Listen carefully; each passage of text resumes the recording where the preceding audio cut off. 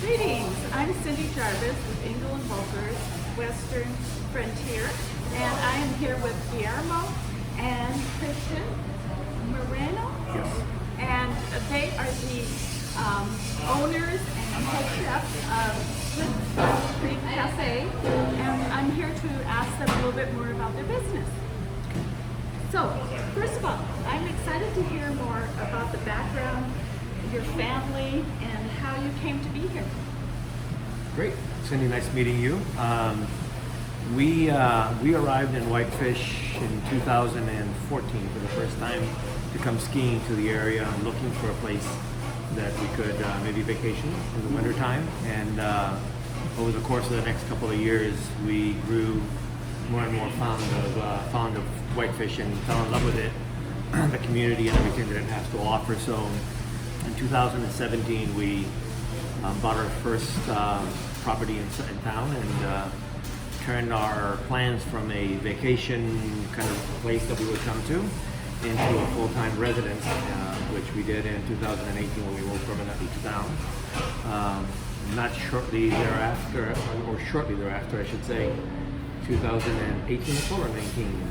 No, 17. We got here in 17. 17? Asher was born. Yeah, Christian and Melissa joined us, and our grandson was born. He's now 3, so he's kind of the age of the new ownership of the cafe. Cliff Creek has been around as a establishment in the community for quite a long time, over 25 years. A couple of sisters that are well known in town, Megan and Jeannie, owned the cafe prior to us, and I think the combination of them looking to retire, meeting Christian, it all kind of came together really nicely, and we took over the business. We're beginning our 4th year now, and over the course of that time, Christian has, I think, made a little bit of an entry into the community with his style of cooking, his menu, and everything else. So, we're excited to be here. We're now part of the fabric and community of Whitefish. We're very grateful for everything that the community's done for us, and we look forward to providing more services as time continues. Awesome. So, what made you decide to go into the full-blown restaurant experience? Tell me a little bit about the picture behind us, and then how you got to this decision. It's kind of two-pronged. Christian, you'll be able to chime in mostly on this, because the background on being in the restaurant industry and everything else really is in his shoulders. Christian has a background in education and culinary arts, so he'll talk a little bit about that. But the painting or the photograph that's in the background is actually an image of our farm in Panama, where we're from originally. My brothers and I, my parents prior to that, and my grandparents prior to that, started a coffee plantation in Panama that's over 80 years old today, and it has been managed by generation over generation. We are very proud of not only the establishment we have here in town, but very proud of our coffee, which is part of the culture and heritage of our farm and our business. So I think we are very unique in the sense that we have an executive chef that has the kind of background that he's got and the twist and spin that he puts to food, but we're also probably the only establishment in this region that actually serves the coffee that is a single estate coffee that comes directly from our farm and our roasting process to the cafe. What would you like to add to that? Sorry, my cook's cleaning the flash off right now. This is just kind of the way it goes in restaurants. I think that before I was in the cooking kitchens, I was a musician and I was in the Marines for 4 years, and I just really loved going to coffee shops when I was in college and kind of experiencing like a third place that was somewhere that you felt like you could relax and be at home, and it was also a place for you to get things that you couldn't normally get when you're at your own house cooking and things like that. So I spent some time in Argentina, and I feel like that was when I really decided that I really wanted to be a cook. I went to a food show and saw a chef cooking there, and I was like, I really think this could be something that I enjoy doing. And so I came back to the States, and I just went into the kitchen and asked if I could learn for free and just see if it was a good fit. And I ended up taking a job there, and then went to a brigade in South Florida in the Florida Keys, and I was there for 6 months at a AAA 5-diamond resort, and then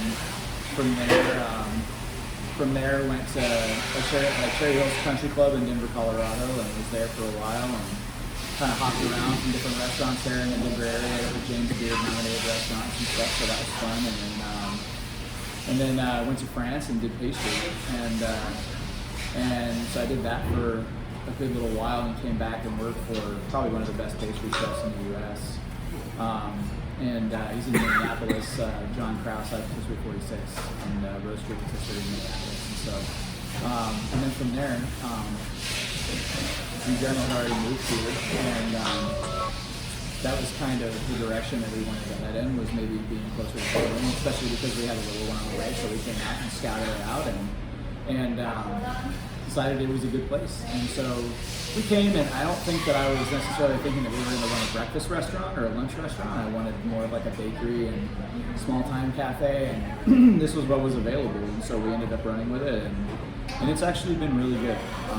And I feel like, creating a space where we have people in the community that we know on a first name basis, that people that come in that feel safe here, that feel taken care of, that can get good food.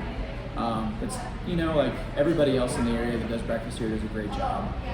We just wanted to do something that everybody else wasn't doing, so we're kind of putting our own spin on things, and it's been great so far. We've had a lot of fun with it. That's awesome. So what type on your menu? What is like some of the specialties for breakfast or lunch that you think makes this place so popular as it is? I think part of the reason why it's so popular is because, you can kind of, you can make a scramble at home. I don't want to come across as saying that those things don't have value, that they're not, important. But I think those are things that everybody's comfortable with. And Whitefish is growing and expanding, and it's bringing with it, a lot of different palates and a lot of different tastes from other places. And so, one of the things that we wanted to do is give some people here in Montana a little bit of access to that comfort, but to stretch their boundaries a little bit, I think, and kind of push some ideas like in a different direction of things that they may not be used to. So, one of the things that we do that I feel like is probably never going to come off the menu is the corned beef hash that we do. We do like an 8-day brine and a full day long poach on a corned beef, and so it's it comes out just super flavorful, and it's a really good cut of brisket. So we do that, and it's been great. And stuff like that you don't really get to experience very often. We do scratch made hollandaise where we're starting from egg yolk, white wine, and lemon juice into Sauvignon, and then folding butter into it, and all that stuff. And so yeah, it's fun, and like we do different twists on things that I think people are comfortable with. So pancakes, we still always have pancakes on the menu, but that changes seasonally based on what's available. And so we're heading into summer, and we're doing stuff that's more tropically based and a little bit more fresh. So yeah, and coconut cream and stuff like that on the pancakes. So. And I think the seasonality aspect of it is also important, because we don't stick to a single menu that stays around the year. There's it changes throughout the season. So actually, just today, Christian launched the summer and fall menu that just came out, or the summer menu. Spring and summer. Sorry. It just came out today, so just this morning we were trying some of the new items that came out of the menu. So it's, I think, keeping people on their toes that way. Yeah. There's some things that are kind of staples that have become well known out of the community, as Christian said, but there's other things that sometimes they'll come in and they'll say, hey, well, when I have this, and they happen to coincide with us changing the menu, and they may not have the menu, so they get to experiment with something new. Yeah, that sounds good. And I'm a volunteering. I need somebody to taste things. Okay, sounds good. So what do you think? So your food is great. What else do the customers love? You kind of mentioned that they feel safe here. You've got to know people in the area. What else do you think is really just beneficial about being right here in downtown Whitefish as far as your restaurant goes? Clearly, the foot traffic that we have is this. We could not be in a better spot. Whether you're on this street or you're one street over in Central or Baker or anything like that, we're basically in the core of downtown, which I think is important. We also happen to be kind of in the crossroads hopefully, post-COVID, it'll change again, but we're in the crossroads of all of the traffic that comes in from the Canadian border. We've got a lot of friends from Canada that have become friends of the cafe over the last 3 years, and we miss dearly. We look forward to having them back again. But then in the summertime, we're about to jump into it. It's an interesting traffic, right? We get all of the folks that are crossing from north to south on mountain bikes that stop by the cafe, the east to west riders that cycle through town, and we've met many of them over the course of the last 3.5 years. And then the large explosion of tourists, as you well know, that come through the valley in the summertime. So, the combination of friends and family, which many have become to us, and then the newness of people coming into town. This year is, I think, going to be very interesting as we continue to open safely. Whitefish has changed quite a bit. You at Anglo Moker know that. So there's a whole new community of folks that are now part of our town that I think we are excited to welcome to the cafe as well and see how they connect with us and how they enjoy our food. Yeah, I think that they're going to just really like having that option of having something different and good to experience. So now tell me, both of you, what do you like most about Whitefish?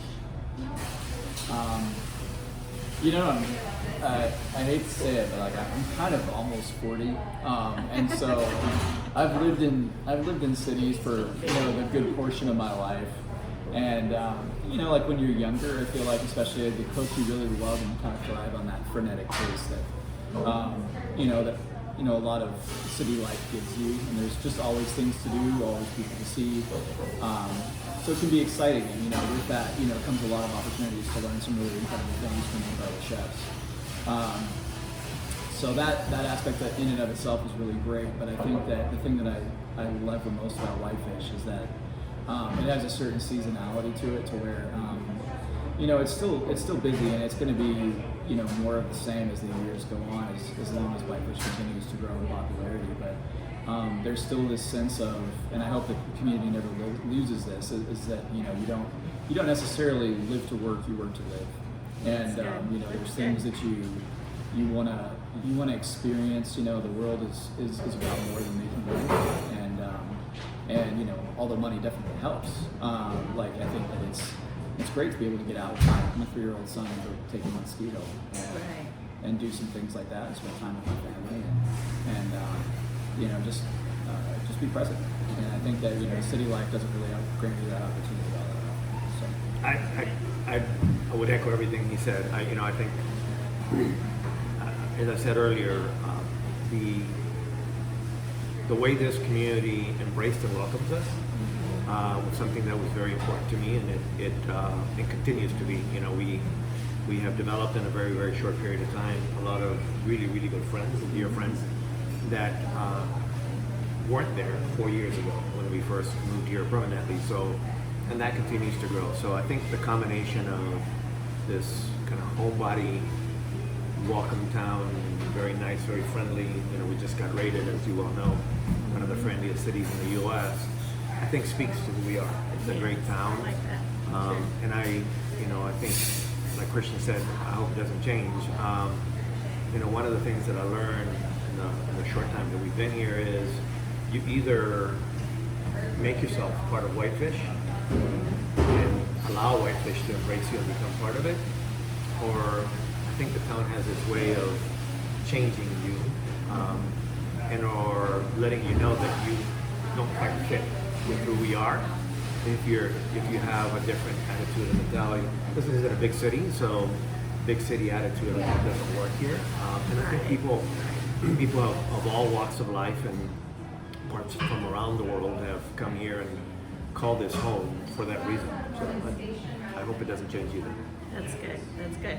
So now just tell me again your address and your website, how they can get a hold of you. Okay, so we're at 307 2nd Street East in Whitefish, right across from 2nd Street Pizza and right catty corner to Glacier Bank. You can reach us. We have an Instagram. It's at Swift Creek Cafe, at Swift Creek Cafe is the Instagram. And then our website is swiftcreekcafe.com. And our phone number is 406-862-9136. And yeah. And your hours? then could 8 you to do 2, breakfast and lunch? 8 to 2, Wednesday through Monday. We're closed on Tuesdays to be able to give our staff and myself a time to contribute. That's So- awesome. so, yeah. Good. So- Okay, well, thank you for joining us. This is Cindy Jarvis with Engel and Bogert's Whitefish from the Western Frontier team, and appreciate you checking in.